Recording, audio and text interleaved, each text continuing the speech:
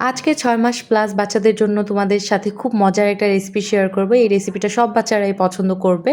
একাধারে এই খাবারটাতে রয়েছে পটাশিয়াম, ক্যালসিয়াম, আয়রন এবং ফাইবার, যেটা বাচ্চাদেরকে প্রপার একটা পুষ্টি দিতে সাহায্য করবে। আর এই খাবারটা মিষ্টি হওয়াতে সব বাচ্চারাই কিন্তু খুব ইজিলি এই খাবারটা খেয়ে ফেলবে। এবং এই খাবারটাতে যেহেতু আমি ব্রেস্ট মিল্ক ইউজ করব, সেক্ষেত্রে দেখা যাবে বাচ্চারা এটা খুব মজা করে খাবে। কারণ বাচ্চাদের কিছু পছন্দ হোক আর না হোক, ব্রেস্ট মিল্কটা কিন্তু তারা ডেফিনেটলি পছন্দ করে। অনেক বাচ্চারা তো দেখা যায় সারাদিন বুকের দুধই খেতে থাকে, অন্য কোনো বাহিরের সলিড খাবার খেতে চায় না। তো তাদের জন্যও কিন্তু এই খাবারটা অনেক ভালো একটা অপশন হতে পারে। তো এখানে হচ্ছে আমি চিড়া নিয়ে নিয়েছি। চিড়া কিন্তু শর্করার খুব ভালো একটা উৎস। আর চিড়ার মধ্যে হচ্ছে দেখা যায় যে এক্সট্রা কোনো রকম লবণ ওইরকম ইউজ করা হয় না। মুড়ির ক্ষেত্রে একটু সমস্যা হতে পারে, অনেক সময় দেখা যায় যে মুড়িতে এক্সট্রা লবণ ইউজ করা হয়। সেক্ষেত্রে মুড়িটা ১ বছরের আগে বাচ্চাদের না দেওয়াই ভালো, কিন্তু চিড়াটা দেওয়া যেতে পারে। তো চিড়াটা এখানে আমি খুব ভালোভাবে ওয়াশ করে নিয়ে তারপরে এটার মধ্যে হালকা কুসুম গরম পানি আমি অ্যাড করব। আর চিড়াটার সাথে হচ্ছে আমি একটা খেজুরও নিয়ে নিয়েছি। খেজুরের উপরের ছালটা আমি ছাড়িয়ে এটা হচ্ছে ওই গরম পানিটার মধ্যেই ভিজিয়ে রাখবো। ১০ থেকে ১৫ মিনিট চিড়া আর খেজুরটা একসাথে ভিজিয়ে রাখার পরে এই দুইটা জিনিসই কিন্তু অনেক বেশি সফট হয়ে যাবে। আর এটা হচ্ছে নো কুকিং একটা রেসিপি, এটার জন্য কোনো রান্নাবান্না করতে হবে না।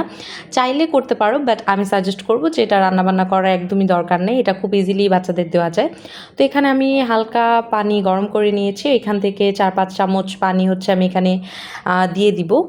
যদি তোমরা গরম পানির মধ্যেই ভিজিয়ে রাখো তাহলে আর এই এক্সট্রা পানিটা দেওয়ার দরকার না। আমি যেহেতু পানিটা আবার ফেলে দিয়েছিলাম, তাই হচ্ছে আমি একটু গরম পানি এখানে দিয়ে নিয়েছি।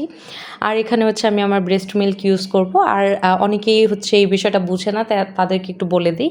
তো এই ব্রেস্ট মিল্কটা ইউজ করতে পারবে তোমরা ৪ দিন নর্মাল ফ্রিজে রেখে আর ৪ মাস ডিপ ফ্রিজে রেখে। তো আমি হচ্ছে এতদিন রাখি না, আমি হচ্ছে রাতে মিল্কটা কালেক্ট করে সেটা আমি ফ্রিজারে রেখেছিলাম, মানে নর্মাল ফ্রিজারে রেখেছিলাম, তারপর সকালে ওটা আমি ইউজ করছি।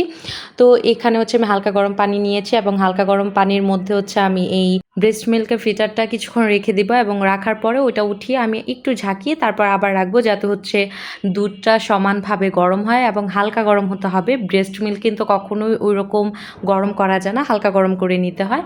আর এখানে হচ্ছে আমি কলার অল্প কিছু অংশ দিয়ে নিব। যেহেতু আমার বাচ্চার এখন প্রায় ৮ মাস, সেক্ষেত্রে আমি চাইলে কিন্তু ৩ ভাগের ২ ভাগ কলা এখানে ইউজ করতে পারি। তাও হচ্ছে আমি অল্প কলা এখানে ইউজ করেছি, কারণ সকালে আমি তাকে আবার একটু কলা দিয়েছিলাম তাই। আর যারা ৬ মাসের আছো তারা হচ্ছে একটা কলাকে ৪ ভাগ করে ১ ভাগ বাচ্চাকে দিবে। আর সাথে হচ্ছে এখানে আমি ব্রেস্ট মিল্কটা ইউজ করেছি, যেহেতু এটার মধ্যে কলা আর খেজুর ইউজ করা হয়েছে, সেই ক্ষেত্রে দেখা যায় এই খাবারটা মিষ্টি মিষ্টি হবে। আর এই যে রেডি হয়ে গেছে আমাদের চিড়ার পায়েস। তোমরা চাইলে কিন্তু আগে চিড়াটা পানি দিয়ে সিদ্ধ করে নিয়ে তারপরে ওইটার মধ্যে তোমরা মিল্ক অ্যাড করতে পারো, সেভাবেও কিন্তু তোমরা খাওয়াতে পারো। আর খুব সুন্দরভাবে আমার নাজান পটু কিন্তু খাচ্ছিল, দেখতেই পাচ্ছ।